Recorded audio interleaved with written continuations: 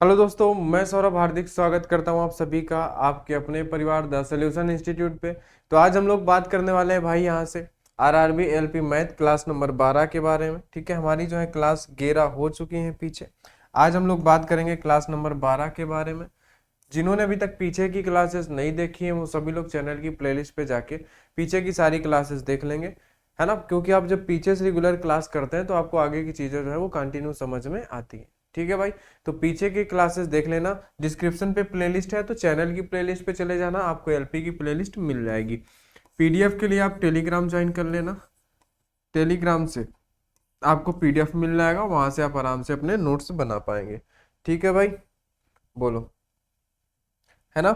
और जिन्होंने अभी तक चैनल को सब्सक्राइब नहीं किया वो सभी लोग चैनल को सब्सक्राइब कर देंगे, है ना। पीछे 2 या 3 दिन से वीडियो नहीं मिली क्योंकि यहाँ पे, है ना, इलाहाबाद में थोड़ा सा वाईफाई का दिक्कत था। नैनी की तरफ वाईफाई का प्रॉब्लम था, केबल जो है कटी हुई थी, इसलिए 2 दिन से आपको वीडियो नहीं मिल पाया। ठीक है भाई, है ना। चलिए, लेकिन आगे वीडियो जो है आपको कंटिन्यू मिलेगा। यहाँ पे थोड़ा सा वायर का काम चल रहा था, लाइट का, इलेक्ट्रिसिटी वायर का काम चल रहा था, है ना। चलिए चलिए, तो ये क्वेश्चन को पढ़िए भाई। 94 नंबर का क्वेश्चन है, इसे हम लोग यहाँ से करते हैं आगे कंटिन्यू। पढ़िए क्वेश्चन को ध्यान से पढ़ना भाई, है ना। जो हमारा टाइप नंबर 16 या 17 था हम लोग उसी पे चल रहे हैं। एक क्वेश्चन हमने पीछे की क्लास में किया हुआ था 93 नंबर का। अब देखिए यहाँ पे पी और क्यू का कुल वेतन 12, है ना। कितना है भाई? 1,20,000 रुपए। कितना? 1,20,000 रुपए है। पी अपने वेतन का 95% और क्यू अपने वेतन का 85% खर्च करता है। यदि उनकी बचत समान है तो पी का वेतन कितना होगा? देखो भाई, उन्होंने क्या कर दिया, इतना खर्च कर दिया तो इनके पास इनकम इनकी कितनी बचेगी भाई? देखो, इतना क्या करते हैं, 95% जो है पी, है ना। तो इनका बचा कितना? 5%। कितना बचा? 5%। ठीक है। और क्या है, उनकी बचत, ये सारी चीजें जो है समान है, यानी कि किसके बराबर होगा? क्यू अपने वेतन का कितना 85% खर्च करता है तो उसकी बचत कितनी हुई? उसकी बचत हुई 15% की। 15% की बचत हुई। ये दोनों आपस में उनकी बचत जो है वो समान है। पी का 5% बचत हुआ और क्यू का 15% बचत हुआ। बोलो, है ना। बताओ भाई, तो हम क्या करेंगे? P इधर ही रहेगा, Q को हम इधर ले आएंगे, 15 को हम इधर रखेंगे और 5 को हम इधर भेज देंगे तो कितना आएगा, है ना। इतना आएगा, 3 और 1। बोलो भाई, बात समझ में आई क्या? ठीक है। अब देखो, तो हमारे पास P की वैल्यू 3 हो गई, Q की वैल्यू 1 हो गई, और हमारे पास टोटल कितने रुपए दिए हैं? 1,20,000। कितने दिए हैं? 1,20,000 रुपए हैं। जिन जो यहाँ पे कितने हो रहे हैं? 4 हो रहे हैं। इनको हम अगर आप डिवाइड करते हो, 4 3 12, यानी कि आपके पास कितना आएगा? 30,000 रुपए। कितनी आई? 30,000 रुपए। एक की वैल्यू कितनी है? एक बराबर है 30,000 रुपए। और आपको बताना है पी का वेतन कितना है। बताओ भाई, पी का वेतन कितना है? तो पी की वैल्यू है 3, इसमें 3 का आप मल्टीप्लाई करा दोगे तो 3 3 9, यानी कि 90,000 रुपए जो आ जाएगा वो क्या आ जाएगा? पी का वेतन आ जाएगा। Option number C. बात समझ गए? उनकी बचत समान हमसे बोला है, उनकी बचत समान है, यानी 85%, 95% जो है पी खर्चा कर देता है तो बचत हुई उसकी 5%। इधर क्यू जो है 85% खर्चा करता है तो उसकी बचत हुई 15%। बात आप समझ गए होंगे। ठीक है भाई, हमने उनको दोनों को बराबर कर दिया, पी और क्यू आ गया। इधर से हमारा ये क्या मिल गया? ये इनकी इनकम मिल गई, यानी कि ये इनकी क्या मिल गई? आय मिल गई। क्या मिल गई? आय मिल गई। ठीक है, तो एक बराबर 30,000 थी तो हमें पी का वेतन बताना था। पी का वेतन कितना था? 3 था पी का वेतन, 3 के साथ गुणा करा दिया, 90,000। सिंपल था, कोई दिक्कत नहीं हुई। आगे बात करते हैं। दो व्यक्तियों की मासिक आय का अनुपात 4:5 है और उनके व्यय का अनुपात 7:9 है। यदि प्रत्येक व्यक्ति प्रतिमाह 50 रुपए की बचत करता है, प्रतिमाह 50 रुपए की बचत करता है तो उनकी मासिक आय कितनी होगी? देखो, दो व्यक्तियों की मासिक आय का अनुपात 4:5 है, उनके व्यय का अनुपात 7:9 है। यदि प्रत्येक व्यक्ति, है ना, प्रत्येक व्यक्ति क्या करता है? प्रति माह जो वो 50 रुपए की बचत करता है। कितने की बचत करता है? 50 रुपए की बचत करता है तो उनकी मासिक आय कितनी होगी? आपको ये बताना है भाई कि भाई मेरे उनकी जो मासिक आय होगी वो कितनी होगी। तो आओ चलो देख लेते हैं, कोई दिक्कत नहीं है भाई। देखो, पहले इनकी मासिक आय का अनुपात है हमारे पास 4:5। ठीक है, और व्यय का अनुपात है 7:9। और क्या कर रहे हैं? 50 रुपए बचा रहे हैं, 50 रुपए की बचत करते हैं। तो भाई ये हम कर लेंगे कि भाई 50 रुपए की ये दोनों बचत करते हैं। बात आप समझ गए? क्रॉस मेथड हमारा या इस सवाल पे लगेगा। इस तरीके के क्वेश्चन में हमारा जब भी कोई 50 रुपए की, है ना, प्रत्येक व्यक्ति 50 रुपए की या सभी का कुछ बचत दिया होगा, इतने रुपए की बचत करते हैं, और आय और व्यय दिया होगा तो हम क्रॉस मेथड वहां पे लगाएंगे। ठीक है, आ जाओ अब देखो, तो 9 चौके 36, 7 पन्ना 35, इनका हम अंतर लेते हैं तो अंतर 36 और 35 का 1 हुआ, फिर 7 पन्ना 35 यानी कि 350 हुआ, और 9 पन्ना 45 से 450 हुआ, इनका हम अंतर लेंगे तो कितना आएगा, 100 आएगा। अंतर क्यों ले रहे हैं, क्योंकि ये दोनों चीजें सेम है, प्लस ही हो रहा है, तो 1 बराबर कितना आ गया, 1 बराबर 100 आ गया। और हमसे पूछा क्या है कि तो उनकी मासिक आय बताना है, उनकी मासिक आय क्या होगी। देखो मासिक आय यही थी ना, 1 की 4 है, 1 की 5 है, तो गुणा कराओगे तो कितना आएगा, 1 का 400 आएगा और 1 का 500 आएगा। 400 किसका आएगा, ए का आएगा, बी का कितना आएगा, 500 आएगा। अगर दो व्यक्ति को हम ए और बी माने तो, है ना, या फर्स्ट एंड सेकंड माने तो पहले का 400 और दूसरे का आएगा 500। ऑप्शन नंबर आपका ए सही हो जाएगा, ऑप्शन नंबर आपका जो है वो ए सही हो जाएगा। ठीक है भाई, बोलो इतनी बात समझ में आई। चलिए अगले क्वेश्चन की तरफ हम लोग चलते हैं। आज का अगला क्वेश्चन 96 नंबर पे। अब देखो यहाँ पे क्या है, एक्स और वाई की मासिक आय 97, यानी कि 9.7 होगा भाई यहाँ पे। ठीक है, ये यहाँ पे इंग्लिश पे सही है, यहाँ पे होगा 9.7।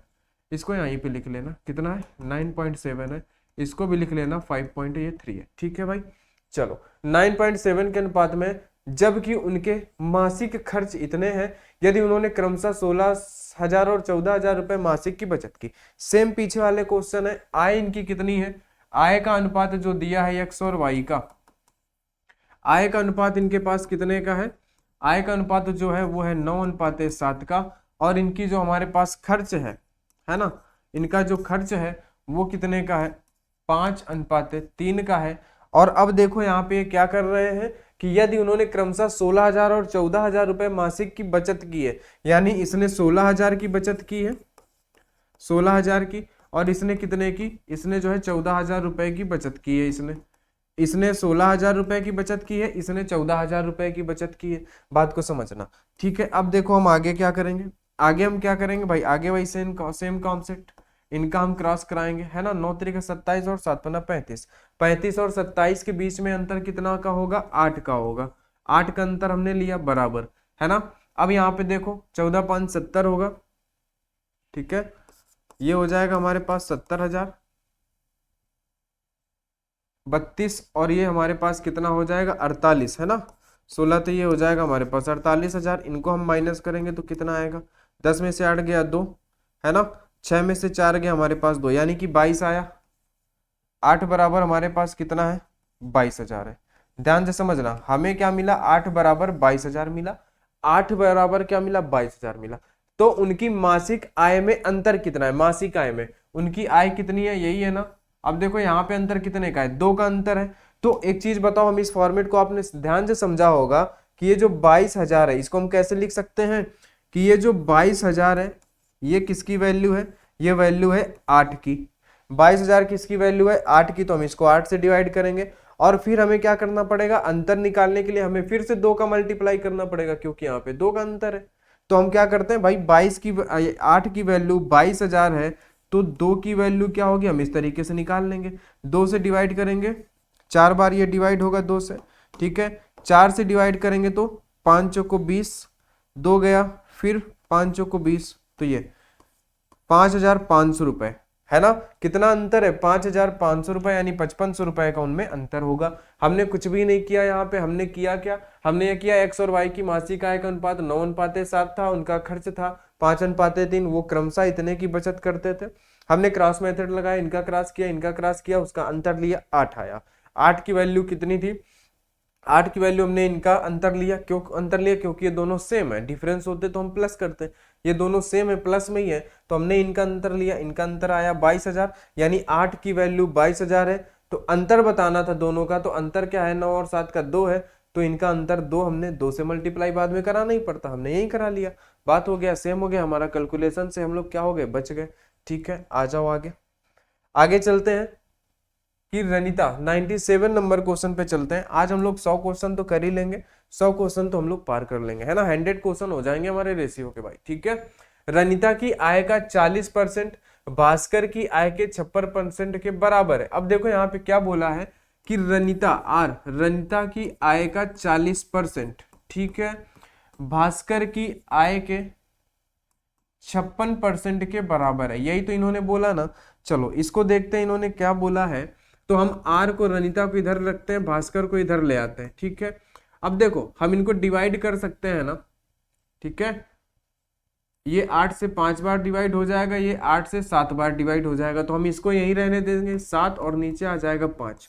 ये क्या आ गया इनका 7/5। रनिता की आय और भास्कर की आय का अनुपात आ गया। रनिता की आय हो गई 7 और भास्कर की आय हो गई 5। बात समझना, यदि रनिता की आय उसकी आय से 800 रुपए अधिक होती और भास्कर की आय उससे 2000 रुपए अधिक होती, तो रनिता और भास्कर की आय का अनुपात 4:3 होता। अब देखो यहाँ पे बात वो कहना क्या चाह रहा है, ये तो उनकी आय का अनुपात है कितना, देखना ध्यान से, ये इनकी आय का अनुपात है 7:5। बात समझ गए, ये रनिता की आय और ये भास्कर की आय, इनका हमने क्या निकाला 7:5 निकाला। लेकिन उन्होंने क्या बोला है कि यदि उसकी आय से, है ना, यदि रनिता की आय उसकी आय से 800 रुपए होती, यानी कि जो रनिता की आय अभी है उसकी आय से 800 रुपए अधिक होती, और जो भास्कर की आय अभी है उसकी आय से 2000 रुपए अधिक होती, तो उनका अनुपात कितना होता, 4:3 होता। कितना होता, 4:3 होता। और ये किस वजह से होता कि रनिता की आय अगर 800 रुपए और अधिक होती,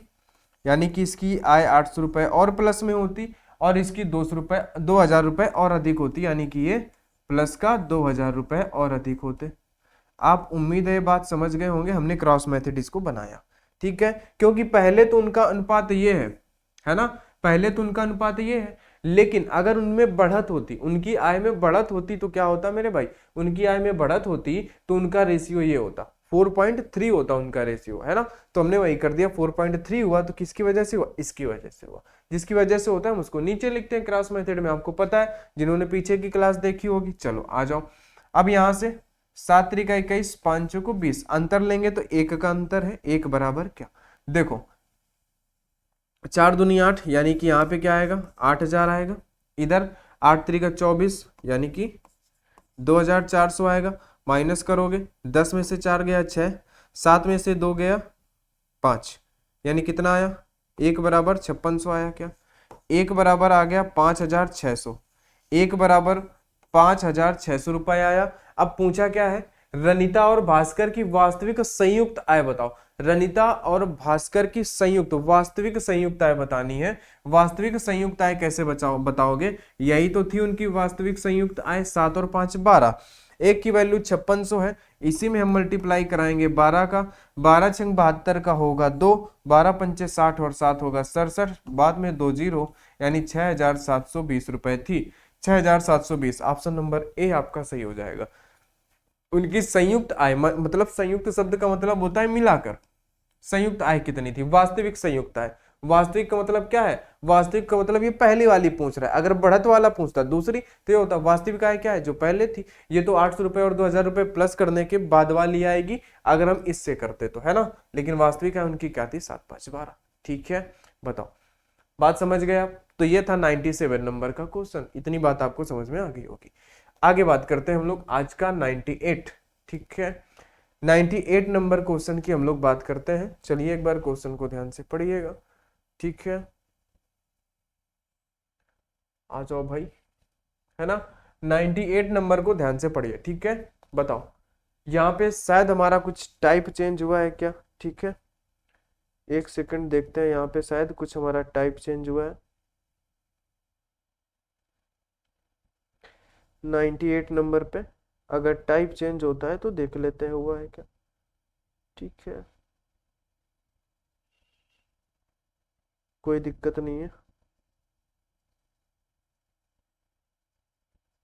ठीक है। हाँ अभी टाइप नहीं चेंज हुआ है, अभी हम लोग 98 नंबर ही पढ़ रहे हैं, ठीक है। अभी टाइप नहीं चेंज हुआ है, टाइप हमारा यहाँ पे चेंज होगा जाके, ठीक है भाई। टाइप हमारा इस क्वेश्चन पे चेंज होगा, है ना। आज की क्लास में हमारा टाइप नहीं चेंज होगा, आज हम यही आय वाले ही क्वेश्चन पढ़ने वाले हैं, ठीक है। आज हम आय वाले ही क्वेश्चन पढ़ेंगे, अगली क्लास में हमारा टाइप चेंज होगा, है ना। ठीक है, देख लिया इसलिए कि भाई शायद टाइपिस्ट ने यहाँ लिखना भूल गया हो कि भाई टाइप चेंज हो रहा है, इसलिए देख लिया, ठीक है। ए और बी की आय का अनुपात 5:8 है और उनके खर्च का अनुपात 1:2 है, यदि बी के खर्च का 80% ए की आय के बराबर हो। अब देखो इस तरीके के क्वेश्चन में भाई करना क्या होता है, ध्यान से समझना, ठीक है। देखो ए और बी की आय का अनुपात, यानी कि ए और बी की आय का अनुपात, ये किसका है, आय का, इनकम का, ठीक है। इनकम का अनुपात कितना होता, 5:8 होता। देखना ध्यान से, है ना, क्वेश्चन की लैंग्वेज पढ़ा करो और उसके करने का तरीका देखो, ठीक है।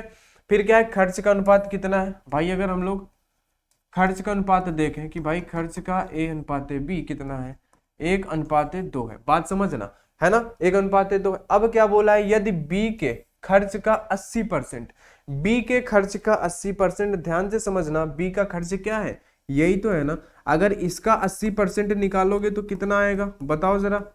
इसका 80% निकालोगे तो कितना आएगा, 1.6 आएगा, है ना। तो हम दशमलव में ना लाने की वजह से क्या कर सकते हैं, इनके दोनों के साथ हम यहाँ पे जीरो मान सकते हैं। ऐसा क्यों मान सकते हैं जीरो, इसके पीछे लॉजिक क्या होता है कि भाई हम क्या करते हैं, A/B को बटे में लिखते हैं, A/B।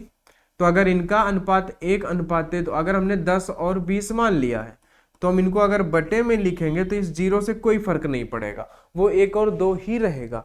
इसीलिए जब हम क्या करते हैं ना कि रेशियो को अगर हम 2x और 3x मानते हैं, वो हम इसीलिए मान लेते हैं क्योंकि x की वैल्यू अगर हमने 10 मानी, तो अगर हमने 10 मानी तो ये क्या हो जाएगा, 20 हो जाएगा, ये 30 हो जाएगा और ये कट जाएगा, तो रेशियो हमारा 2 और 3 का ही रहेगा।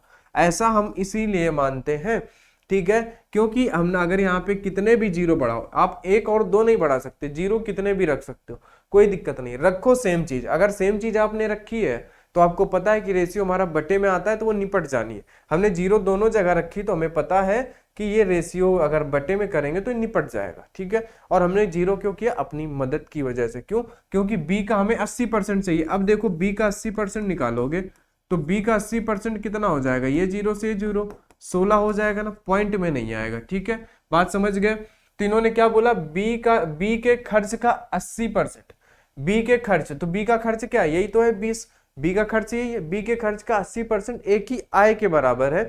तो बी के खर्च का 80% कितना आया है, बी के खर्च का 80% आया है 16, जो कि ए के आय के बराबर है, ए के आय के बराबर है 16। इसको हमें कनेक्ट करना था, बस इतनी सी बात होती है। कह क्या रहा है, तो इन्होंने ये कहा कि बी के खर्च का 80%, बी का खर्च क्या है, ये है बी का खर्च, यही तो है ना, खर्च वाला हिस्सा हमारा यही है, ये तो आय वाला हिस्सा है। इसे हम क्या कहते हैं, इसे हम कहते हैं आय वाला हिस्सा होता है, ये इनकम वाला, ये खर्च वाला है, ठीक है। यानी कि हम क्या कहते हैं, एक्सपेंडिचर जिसे कहते हैं, ठीक है। ये हो गया खर्च, ठीक है। तो खर्च का यानी बी के खर्च का 80%, इसका हमने 80%, अगर हम 2 रखते तो पॉइंट में आता, पॉइंट से बचने के लिए हमने 20 ले लिया, और ये जीरो से कोई फर्क नहीं पड़ता क्योंकि बटे में आने से निपट जाएंगे। 20 हुआ, है ना। इसका हमने क्या किया, 20 का 80% 16, ये किसके बराबर है, ए के आय के बराबर है, ए के आय के बराबर है, तो ए के आय के बराबर किया, तो 5 = 16। यानी कि देखो ध्यान से समझना यहाँ पे कि 5 = 16 है, क्या है, 5 = 16। तो 8 बराबर क्या होगा कि अगर 16 की वैल्यू 5 की वैल्यू 16 है, 5 की वैल्यू 16 है, तो 8 की वैल्यू क्या हम डिवाइड करेंगे, ठीक है। बताओ, तो अगर हम इसको 5 से डिवाइड करते तो 5 3 15 पॉइंट, 5 दूना 10 इतना आता, इसका डिवाइड करते तो 8 दूना 16 का 6, 8 3 24 1 25, तो कितना आता, पॉइंट 1 अंक बाद लगता है, यानी कि 25। अब यहाँ पे कितना आता भाई, देखो यहाँ पे कितना आएगा, यहाँ पे आएगा हमारे पास 25.6। बताओ, यही तो आएगा 25.6 ही तो आएगा, आएगा कि नहीं, पॉइंट में आएगा। अगर हम यहीं से पॉइंट में ले लेते तो भाई 2.56 आ जाता, कोई दिक्कत नहीं थी, है ना। अब ऐसे अगर हमने यहाँ नहीं लिया तो यहाँ पॉइंट आया, क्योंकि 5 की वैल्यू 16 है, यानी कि 5 की वैल्यू 16 है, तो 8 की वैल्यू क्या, हमें ये तो पता करना पड़ेगा ना भाई। अगर 5 बराबर 16 है तो 8 बराबर क्या होगा, 2, यानी 25.6 होगा, 25.6 होगा। अब देखो इतना हमने कर लिया। अब देखो ए और बी की बचतों के बीच अनुपात ज्ञात करो, ए और बी के बचत के बीच। अब देखो ए की बचत क्या है, 10 है, ए की बचत कैसे निकालोगे आप, देखो बचत का अंतर, देखो आय उसकी इतनी है, आय 16 है, 16 में से उसने 10 रुपए खर्च कर दिए हैं, 16 में से 10 खर्च किए तो बचे कितने उसके पास, 6 रुपए बचे। अब उसने क्या किए, 25.6 में से 20 खर्च कर दिए तो उसके पास बचे 5.6। यही तो बचत का हुआ भाई। देखो बचत क्या होगी, जो आय होती है, आय में से जो उसने खर्च कर दिए तो जो बचे वही उसकी बचत है। बताओ आय बराबर क्या होता है, खर्च प्लस का बचत होता है। अब ये खर्च हटाओ तो माइनस करना पड़ेगा, ठीक है। 16 रुपए उसकी आय थी, 10 रुपए उसने खर्च किए तो उसके पास बचे कितने, 6, है ना। यही तो बोला ए और बी की बचत के बीच में, है ना। तो ए 10 कमाता है, ए 16 कमाता है, 10 खर्च करता है तो 6 बचे। बी 25.6 कमाता है, 20 खर्च किए तो 5.6 बचा। ठीक है, अब देखो हम करेंगे क्या आगे। रेशियो तो पॉइंट में है नहीं, ये पॉइंट हटाओगे तो इधर 0 बढ़ जाएगा। फिर आप क्या करोगे, 14 से डिवाइड करोगे क्या, ठीक है। 4 से, अगर 4 से डिवाइड कर लो तो 15 चौको 60, है ना। और ये 4 एकम 4, 4 चौको 16, यानी कि 15 अनुपाते कितना आ गया, 14 आ गया। सी नंबर आंसर हमारा सही हो जाएगा, 15 अनुपाते 14। बोलो, कोई दिक्कत नहीं होनी चाहिए किसी प्रकार की। ए और बी की आय का अनुपात 5 अनुपाते 8 था, खर्च का अनुपात 1 अनुपाते 2 था। फिर बोला बी के खर्च का 80%, किसका, बी के खर्च का 80% ए की आय के बराबर है। तो इसका 80% निकाला हमने, 0 मान लिया। 20 का 80% 16, ये ए की आय के बराबर है, यानी 5 बराबर 16। तो 1 बराबर क्या आया, 1 बराबर कुछ पॉइंट में आया होगा। 5 की वैल्यू 16 है, हमें 8 की निकालनी थी भाई। हम 5 बराबर 16 तो 1 बराबर निकालते, फिर 8 का गुणा करते, हमने इस फॉर्मेट पे रख दिया। आ गया बी का कितना आ गया, 25.6 आ गया। कोई दिक्कत नहीं भाई, रेशियो जो हम इसमें करेंगे वो इसमें भी करना पड़ेगा। रेशियो वही कही था, हमने किया। फिर बचत का पूछा था, तो इसका आय इतनी है, खर्च इसने इतना किया तो 6 बचा। इसकी आय इतनी है, खर्च इसने 20 किया तो इतना बचा। पॉइंट हटाया, इधर 60 हुआ, 4 से हमने डिवाइड कर दिया, 15 चौको 60, 14 चौको 56 हो गया, हमारा आंसर आ गया। ठीक है, चलिए कोई दिक्कत नहीं है, आगे बात करते हैं आज के अगले क्वेश्चन पे। 99 नंबर पे बात करते हैं। ए और बी की आय का अनुपात 3 अनुपाते 4 है। अब देखो इधर आय का अनुपात कितना है, आय, ए और बी की आय का अनुपात कितना है, 3 अनुपाते 4 है, बात समझना।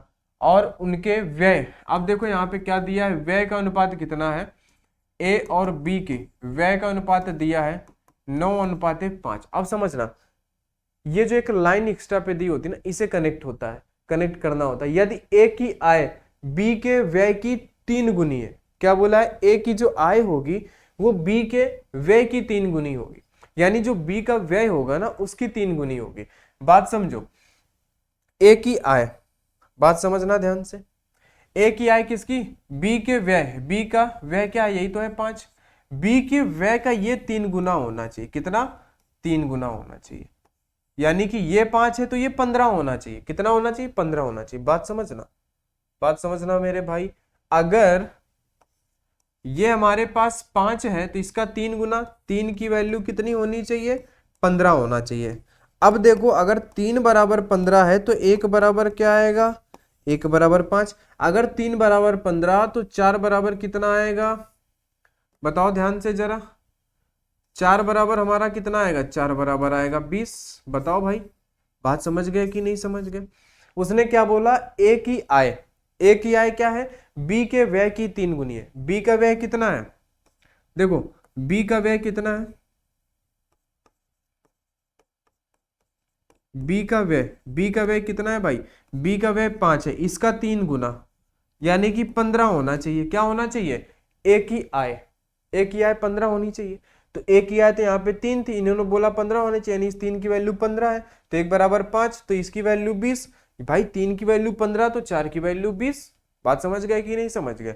हमने वही किया जो हमने पीछे क्वेश्चन में किया था कि भाई हम जो इस रेशियो में करेंगे वही इसमें करेंगे।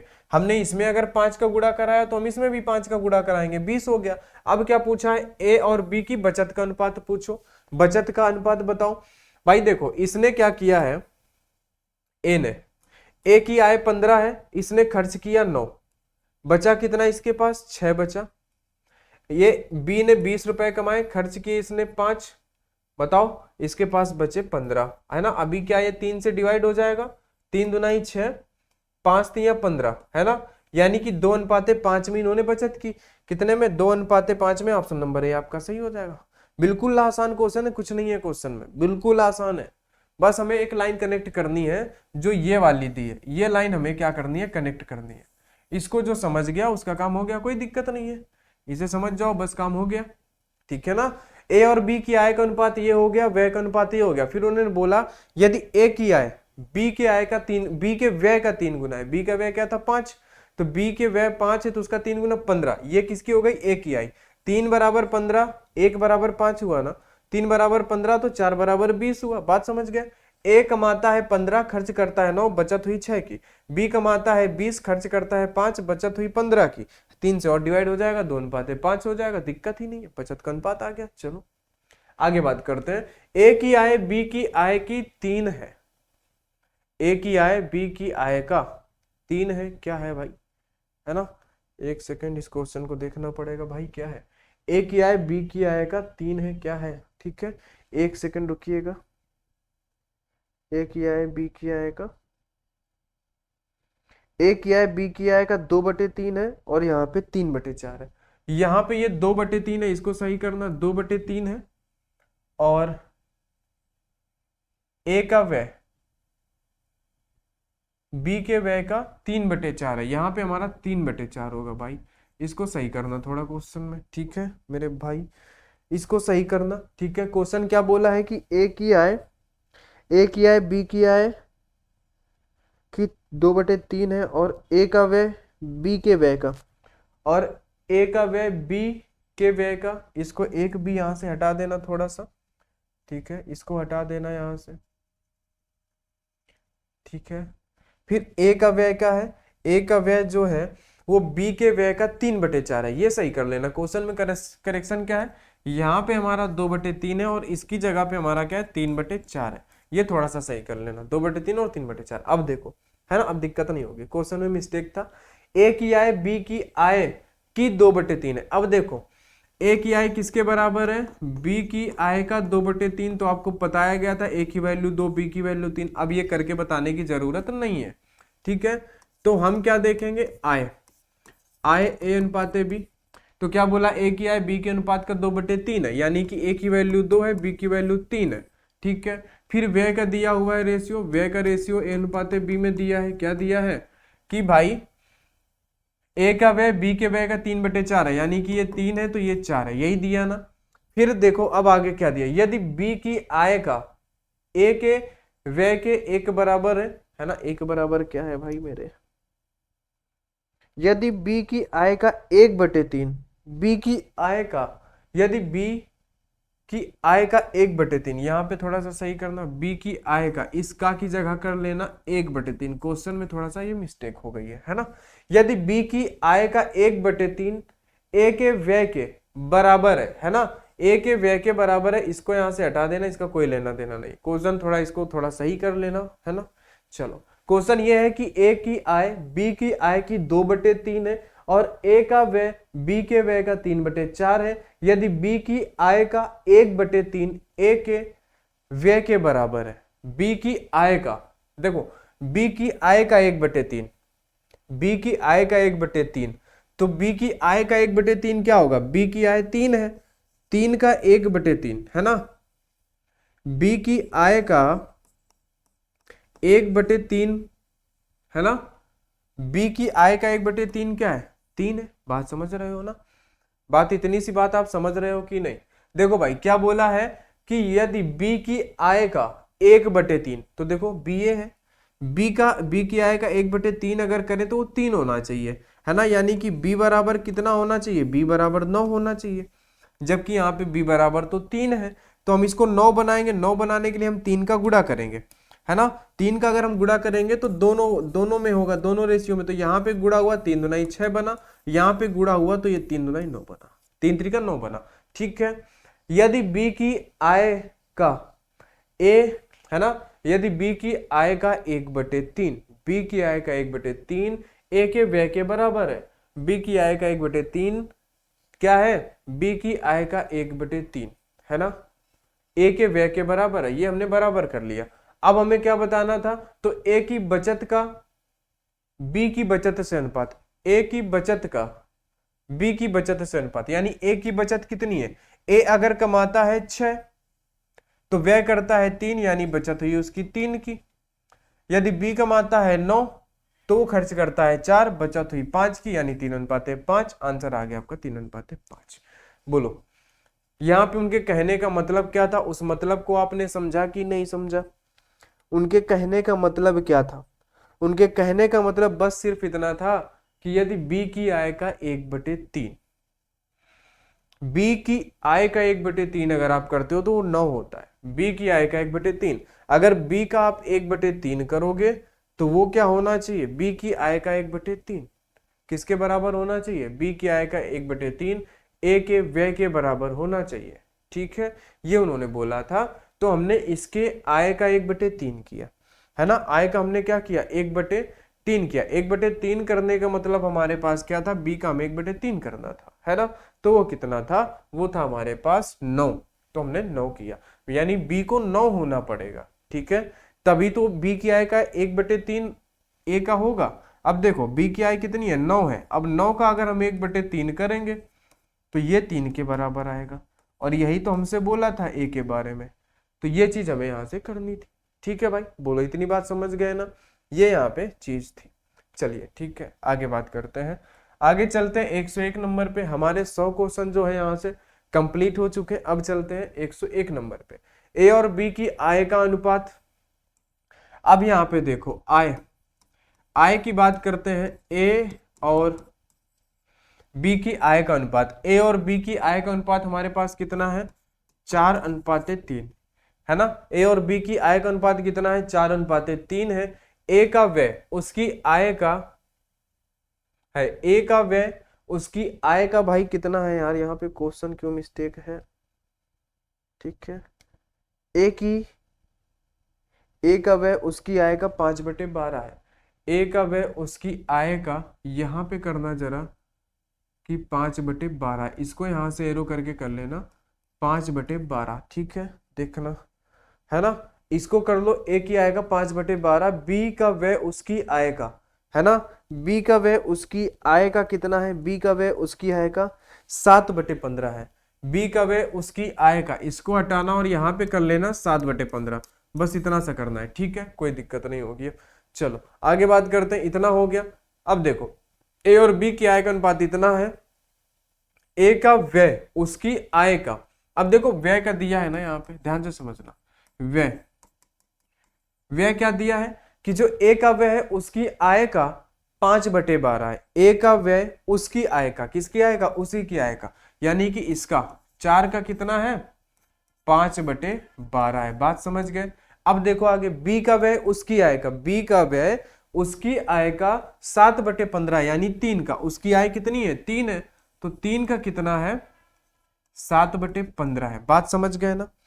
तो अब एक चीज ये बताओ, क्या 12 से 4 डिवाइड होगा, नहीं होगा। क्या 15 से 3 डिवाइड होगा, नहीं होगा ना। तो यानी कि हमें ये जो 3 और 4 यहीं से तो गए हैं इधर, तो इनको कुछ ऐसा बनाना पड़ेगा कि ये 12 हट जाए नीचे से, जो बटे में 12 और 15, ये कब बटेंगे, जब इनसे ऊपर वाली कोई संख्या डिवाइड हो। तो इन 4 और 3 को कुछ ऐसा बनना पड़ेगा जो क्या हो, जो 12 और 15 से डिवाइड हो। तो अगर हम 12 और 15 का एलसीएम लेते हैं तो एलसीएम आता है हमारे पास इनका 60। एलसीएम कितना आता है, एलसीएम आता है हमारे पास 60, आएगा कि नहीं 60 एलसीएम। तो इनको हमें क्या बताना पड़ेगा भाई, ऐसा कुछ नंबर 60, है ना। 12, 12 चको 60, 12 पंचे 60, 15 चको 60। देखो यहाँ पे अगर, यहाँ पे देखो, यहाँ पे अगर आप 15 का गुणा करा दो, 15 का यहाँ पे आप गुणा करा दो भाई। ठीक है, 15 का अगर गुणा कराओगे तो 15 चौको 60, यानी यहाँ 4 की जगह हो जाएगा 60, इस 4 की जगह हो जाएगा 60 गुणे में 5/12, फिर 15 से 45, यहाँ पे हो जाएगा आपका 45 गुणे 7/15। अब देखो ये 12 से डिवाइड हो जाएगा 5 बार, यानी यहाँ पे आ जाएगा आपका 25। ये 15 से डिवाइड हो जाएगा 3 बार, यानी यहाँ पे आ जाएगा 21। यानी कोई एक ऐसे नंबर से गुणा कराना था जिसके बाद ये दोनों 12 और 15 से डिवाइड हो जाए, है ना। तो हमने अगर 15 का गुणा करा दिया हमने, तो 15 चौको 60 और 15 से 45 ये दोनों आपस में डिवाइड हो जाएंगे, तो इसलिए हमने 15 से गुणा करा दिया। ठीक है, चलो अब देखो जरा, अब हमसे क्या बोला था, ये हमने इनकी आय का अनुपात और व्यय का अनुपात निकाल लिया। तो अब क्या बोला, उनके व्यय का अंतर इतना है। देखो उनके व्यय का अंतर कितना है, 45, है ना। उनकी व्यय का अंतर कितना है, अब देखो व्यय का अंतर 45 है, मतलब कि 4500 रुपए है। और जो रेशियो में कितना है व्यय का अंतर, देखो ए और बी का व्यय में अंतर कितने का है, 4 का, यानी 4 की वैल्यू 45 है। तो बी की आय ज्ञात करनी है, यहां से हमें 1 बराबर मिलेगा, हम उसी का बी के साथ गुणा कराएंगे तो हम यही करा देते हैं। तो बी की आय का यानी 3 से, है ना। अब देखो 4 से यहाँ पे गुणा कराओ जरा, 4 से डिवाइड करो, कितनी बार डिवाइड होगा, 4 एकम 4,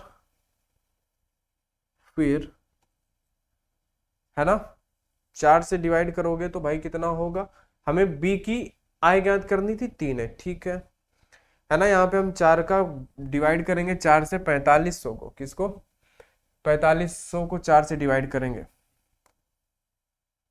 है ना। तो भाई 10, यानी कि हम कितनी बार, 4, है ना, यानी 11 चौको 44, बचेगा एक, 4 दुनाई 8, बचेगा 2, 5 चौको 20, यानी 1125 आएगा। इसमें हम 3 का गुणा कराएंगे, ठीक है।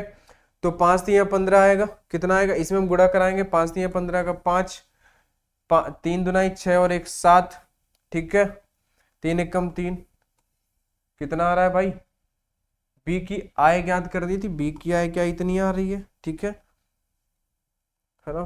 5 3 15, 25 3 75, बी की आय तो भाई हमारी कितनी आ रही है, इतनी आ रही है यार, ठीक है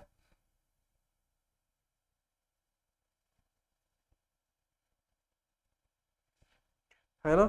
एक सेकेंड, हमने एक चीज मिस्टेक की है, एक सेकेंड, है ना। हमने यहाँ पे 15 का मल्टीप्लाई कराया ना, ये तो ये 60 हुआ है, ये 45 हुआ है, तो बी क्या है 45, हम यहाँ पे 45 का मल्टीप्लाई कराएंगे, है ना। ये चीज मिस्टेक हो रही थी, सॉरी, है ना। यहाँ पे हम क्या करेंगे, यहाँ पे हम 45 का मल्टीप्लाई कराएंगे, तो 45 और 45 अगर गुणा कराएं तो ये होता है 20 25 और 2 जीरो। अब इसमें हम 4 का भाग दे देंगे, बात समझ में आ गई। 4 का भाग दोगे तो कितना, 5 चौको 20 जीरो, ठीक है। फिर कितना आएगा, 6 चौके 24, बचा एक, फिर 4 दूना 8 और 5 चौको 20, 5 चौको 20, यानी कि 50 625, ऑप्शन नंबर डी आएगा। बात समझ गए, क्योंकि हमने 15 का गुणा कराया था ना, तो ये 60 हो गया था, ये 45 हो गया था, तो वही तो हम रखेंगे ना, क्योंकि हमने यहाँ से 15 और 45 से निकाला हुआ, इसलिए हम उसको वहां पे 45 ही रखेंगे, ठीक है। चलिए आगे बात करते हैं। एक व्यक्ति का व्यय और बचत 4:3 के अनुपात में है, कितने में है, यहाँ पे 4:3 के अनुपात में है। उसकी बचत उसकी आय के, है ना, यदि उसकी बचत उसकी आय के कितना है यहाँ पे, यदि उसकी बचत उसकी आय के 1/5 बराबर बढ़ जाती है, 1/5 के बराबर बढ़ जाती, उसकी आय 1/5 के बराबर, यहाँ पे कर लेना 1/5, 1/5 के बराबर बढ़ जाती है और आय समान रहती है उसके व्यय और बचत का, है ना। यदि व्यय और बचत का अनुपात, देखो व्यय और बचत का अनुपात दिया, अब देखना यहाँ पे व्यय और बचत, अगर हम इनको जोड़ दें तो किसके बराबर होता है, आय के बराबर होता है ना। यानी व्यय का है 4, इसका है 3, इनको जोड़ेंगे तो 7, ये इसकी आय हो जाएगी। बताओ, तो इन्होंने क्या बोला, इतना तो हमने कर लिया, 4:3 है, और यानी 4 और 7 को जोड़ेंगे, 4 और 3 को तो 7 होगा, जो कि उनकी आय होगी। उसकी बचत उसकी आय का 1/5 के बराबर है, यानी कि क्या करना है, उसकी बचत उसकी आय का, बचत क्या है, उसकी आय का 1/5 है, उसकी आय का 1/5 है, यानी 7 का 1/5 है। बताओ 7 का 1/5 है, यानी कि यहाँ पे कुछ ऐसा नंबर होना चाहिए, आय का 7, आय का कितना है 1/5 है ना, आय का 1/5 है, यानी कि कोई ऐसा नंबर होना चाहिए। अगर हम आय का 1/5 निकालेंगे तो इस 7 की जगह कोई ऐसा नंबर होना चाहिए जो 5 से डिवाइड हो, है ना। तो इसलिए हम क्या करते हैं, इसमें हम 5 का ही गुणा करा देते तो 35 हो जाएगा, जो कि 7 से खुद डिवाइड होगा। यानी 5 का अगर हम गुणा कराएंगे तो यहाँ पे बनेगा 35, यहाँ पे बनेगा ये 15, यहाँ पे ये बनेगा 20। बात आप समझ गए। तो ये एक तरीके से ये ओल्ड वाला ही है, ध्यान से समझना, ये एक तरीके से हमारे पास क्या है, ओल्ड रेशियो ही है। क्या है, ओल्ड रेशियो ही है, नया नहीं है। हमने क्या किया, बी की उसकी बचत उसकी आय के 1/5 के बराबर है, तो यानी आय का 1/5 कितना होगा, 7 का 1/5, 7 × 1/5, यानी कोई ऐसा नंबर होना चाहिए 7 की जगह जो 5 से डिवाइड हो। तो हमने 5 का ही मल्टीप्लाई करा दिया, 5 से मल्टीप्लाई इसलिए करा दिया क्योंकि वो फिर 5 से डिवाइड हो जाएगी, ऐसा उन्होंने कहा, ठीक है। और आय सम, अब देखो 1/5 के बराबर बढ़ जाती है, यानी कि उसकी बचत उसकी आय के 1/5। अब देखो आय का हम 1/5 अब हम निकाल सकते हैं, इसकी आय का 1/5 कितना हो जाएगा, 7 हो जाएगा। तो क्या बोला है, उसकी बचत जो है उसकी आय का 1/5 बढ़ जाती है, यानी जो बचत है 1/5 की वैल्यू कितनी आई है 7, तो उसकी बचत जो है 7 बढ़ जाती है, यानी 15 थी, ये प्लस का 7 हो जाती है, तो कितना हो जाएगा, ये 22 हो गई, बचत इसकी 22 हो गई। तो अब व्यय कितना करेगा भाई, 35 में से इसने 22 रुपए बचा लिए हैं, तो इसकी बचत कितनी हुई, 13 रुपए हुई क्या, है ना। 7 और 5 कितना हो जाएगा, ठीक है 13 हुआ क्या, बताओ, है ना। 7 और 5 12, 12 रुपए होगा, ठीक है। क्या हो जाएगा, 12 होगा या 13 होगा, बताओ जल्दी से। 35 में से 22 गए, बताओ जरा।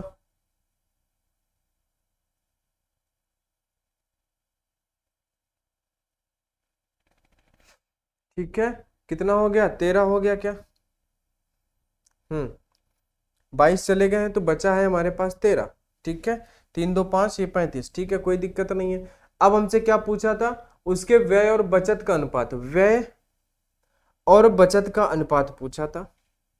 तो व्यय उसका कितना है, व्यय उसका 13 है, व्यय यही तो है 13, अब है ना, और बचत उसकी कितनी है 22 है, यानी कि उसका रेशियो कितना हो गया 13 और 22। ऑप्शन नंबर हमारा डी सही हो गया, ठीक है। चलिए आगे बात करते हैं। यहाँ पे देखो, ये थोड़ा सा लंबा है ना, इसे अब हम बात करेंगे कल की क्लास में, है ना। यहाँ से हमारा टाइप भी चेंज है, तो इसे हम बात करेंगे कल की क्लास में, है ना। आज की क्लास में हमारा इतना ही बहुत है, ठीक है। आज की क्लास हमारी हो चुकी है ना, 40 मिनट लगभग हो चुके हम लोग को पढ़ते हुए। तो इस क्वेश्चन को हम लोग कल की क्लास में कर लेंगे। देखो यहाँ दिया कुछ नहीं है, 2 क्रमागत वर्षों के बीच, यानी कि मेरी आय का अनुपात, यानी अगर पहले वर्ष 2 थी तो दोबारा 5 थी, है ना। और खर्च का अनुपात 4:5 था, खर्च पहले 4 था दोबारा 7 है। यदि दूसरे वर्ष में मेरी आय इतने हैं और पहले वर्ष में मेरा खर्च इतना है, ये इन्होंने दिया हुआ है, देखो कर ही लेते हैं इसको, है ना, जाने दो, कर ही लेते हैं, कोई दिक्कत नहीं है। मेरी आय का अनुपात इन्होंने क्या दिया है, 2:5, ये पहले वर्ष में 2 थी और दूसरे वर्ष में 5 है। क्रमागत का मतलब क्या होता है, जैसे कि 2024 और 2025 ये क्रमागत हो गए, है ना, ऐसे क्रमागत, गैपिंग जिनमें ना हो, है ना। और खर्च का अनुपात क्या था, खर्च की बात करें तो पहले वर्ष में खर्च का अनुपात 4 था और दूसरे वर्ष में अगर बात करें तो दूसरे वर्ष में 7 था, कोई दिक्कत नहीं है।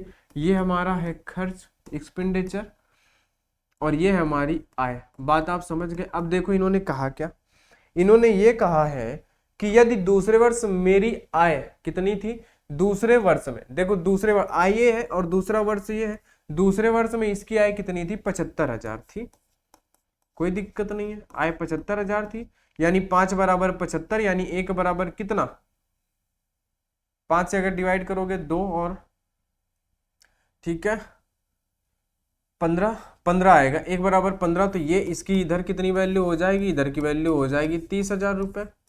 भाई अगर 5 बराबर 75 तो 2 बराबर 30, क्योंकि 5 बराबर 75 तो 1 बराबर 15,000, तो 2 बराबर 30।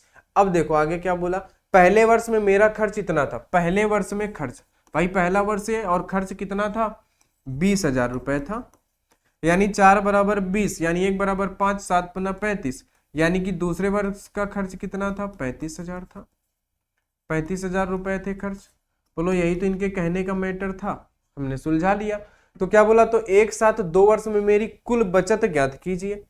कुल बचत इन्होंने क्या किया, एक साल में, नहीं एक साल में, तो एक साथ 2 वर्ष में, है ना, एक साथ 2 वर्ष। भाई पहले वर्ष इन्होंने 35,000 कमाए, खर्च कितने किए 20,000, यानी बचत इन्होंने की पहले वर्ष में 10,000 रुपए की, प्लस दूसरे वर्ष में इन्होंने 75,000 रुपए कमाए और खर्च किए इन्होंने 35,000, यानी कि 70 और 40, यानी कि इन्होंने 40,000 रुपए की बचत की यहाँ पे।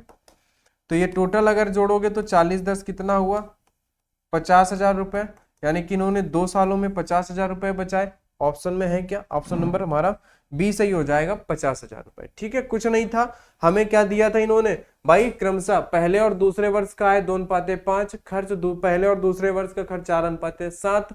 फिर उन्होंने बोला कि दूसरे वर्ष में मेरी आय, देखो आय का हमारा रेशियो ये है, और दूसरे वर्ष में आय हमारी कितनी 75,000, यानी 5 की वैल्यू 75, 1 की वैल्यू 15, तो 2 की वैल्यू 30,000, ये बात फिनिश हो गई।